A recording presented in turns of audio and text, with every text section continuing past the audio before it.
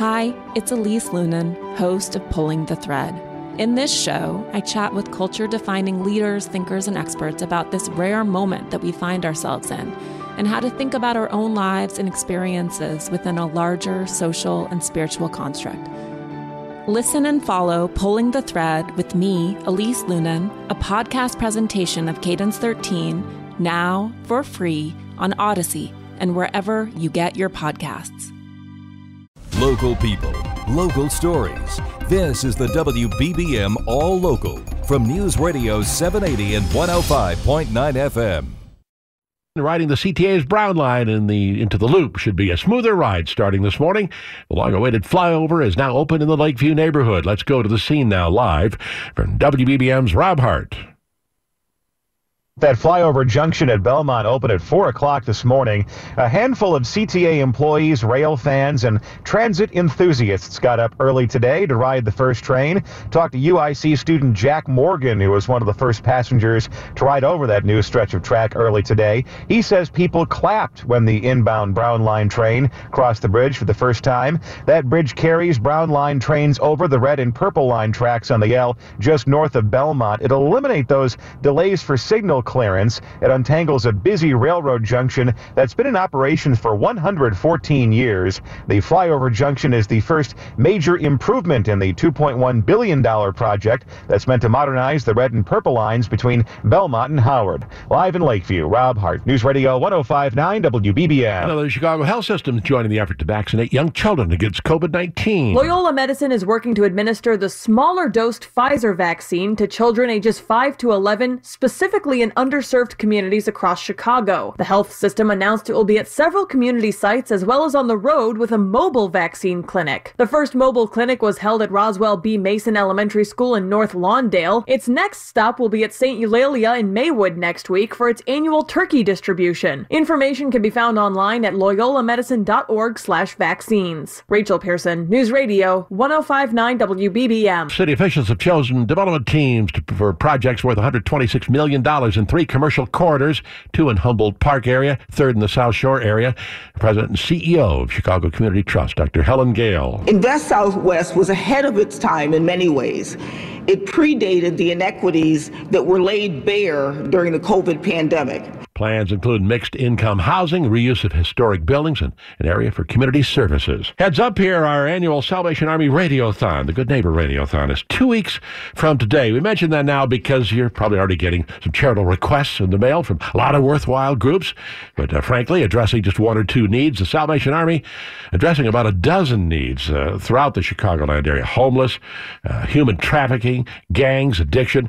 A lot of problems solved by the Salvation Army. With your contribution, it stays right here. They have low overhead.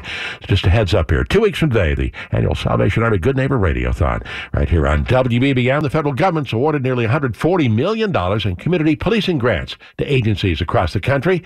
WBBM's Mike Krauser reports this morning. The list includes several in Illinois. The COPS program, short for Advancing Community Policing by Hiring Officers, will allow law enforcement agencies across the country to hire more than 1,000 new officers. 183 agencies made the cut out of nearly 600 that applied. CPD is getting more than $6 million. Dalton is getting more than $1 million. So is Calumet City. Other local departments on the list include Chicago Heights, Maywood, Rosemont, and Worth. The competitive selection process is based on a variety of factors, including problem focus area, local crime data, agencies' commitment to community policing, and a demonstrated financial need. Mike Krauser, News Radio 105.9 WBBM. Jurors continue their work toward a verdict in the Rittenhouse case. This is Jennifer Kuiper in Kenosha, Wisconsin, where jurors in the Kyle Rittenhouse trial enter a 4th day of deliberations. No notes were sent to the judge yesterday. However, Judge Bruce Schrader has banned MSNBC from the courtroom for the rest of the trial because he says police pulled over a driver who ran a red light and said he was with the media outlet. And stated that he had been instructed by Ms. Bayan in New York to follow the jury bus. NBC says the freelancer never contacted or intended to contact or photograph jurors. Jennifer Kuiper, CBS News, Kenosha, Wisconsin. Illinois Supreme Court's upheld an earlier decision involving a suburban community's assault weapons law. Deerfield leaders in 2018 approved the ordinance banning the weapons, but opponents immediately challenged the law on the grounds the village did not have the power under home rule authority. A Lake County Circuit Court decision went against the village, but the appeals court reversed the ruling, and now the Supreme Court, on a 3-3 vote with one justice recusing himself, is letting the appellate decision stand. Village officials say they'll continue to enforce the local assault weapons ban through education and voluntary compliance. Bob Conway, News Radio 105.9 WBBM. Illinois is experiencing another COVID surge with the number of infections at its highest point in 2 months. Cases have jumped nearly 30% statewide over the past week, including an 18% spike in Chicago. Illinois Department of Public Health also reporting 30 more deaths, the worst one-day toll in 2 weeks. Doctors note the colder weather means people are spending more time indoors, providing more opportunities for the virus to spread as people breathe on each other. Chicago will officially usher in the holiday season this weekend. Let's get live details now from WBBM's Rob Hart. Well, it's beginning to look a lot like Christmas across Chicago this weekend before Thanksgiving. The Chris Kindle Market opens at Daly Plaza and right here at Gallagher Way at Wrigley Field later this morning. It was a virtual event last year because of the pandemic, but now people can once again browse for ornaments while enjoying bratwurst, potato pancakes, and spiced glue wine in a commemorative mug.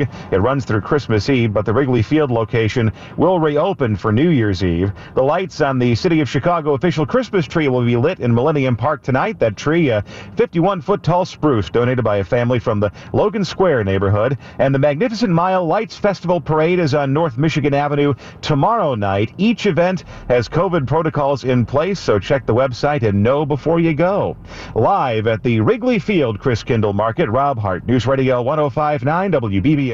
The lowest gas prices from News Radio 780 and 105.9 FM WBBM. In Bolingbrook, the Speedway and Bolingbrook Drive near West Frontage selling gas for $3.36 a gallon. In Lake Bluff, the Mobile, Waukegan and Rockland has gas for $3.44 this morning.